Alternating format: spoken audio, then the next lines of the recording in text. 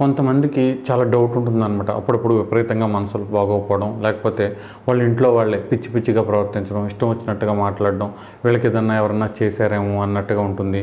కొంతమంది ఏయేయో చేతబడులని ఇలా రకరకాలుగా చేసి మమ్మల్ని ఏదో పాడు చేస్తున్నారు అందరూ అనే భ్రమ అనుకోండి, లేకపోతే నిజం అనుకోండి. అలాంటి వాటిల్లో ఎక్కువగా ఉంటారనమాట. ఇలాంటి వాటి నుంచి బయటపడాలని తాడు కట్టుకోవడం, గుళ్ళో కానీ మసీదుల్లో కానీ ఇలా చేస్తూ ఉంటారు.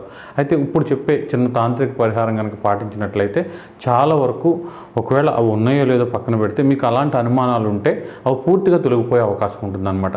దానికి ఏం చేయాలంటే, ఆదివారం రోజు సాయంత్రం 6 గంటలు దాటిన తర్వాత ఒక తెల్లటి వస్త్రం అనమాట, అది పాతదైనా కావచ్చు కొత్తదైనా కావచ్చు, మీకు ఇంట్లో ఏదన్నా పంచో లేకపోతే ఏదైనా ఉంటే దాన్ని కట్ చేసి చిన్న కర్చీఫ్ అంత సైజు చిన్నది తీసుకుని అందులో ఇలా పిడికెడు 7 పిడికిళ్ళు అనమాట, 7 రకాల ధాన్యాలు, అవి ఏవైనా పర్లేదు.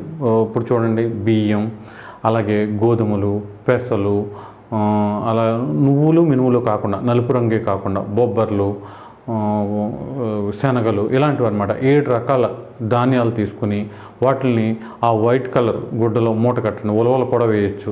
ఒక్క నువ్వులును మినువులు పక్కన పెట్టండి.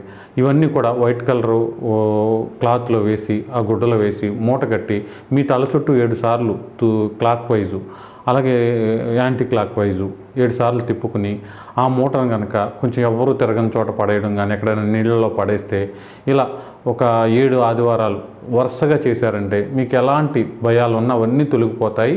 మీకు మానసిక ఆనందం, సంతోషం కూడా వచ్చే అవకాశం ఉంటుంది.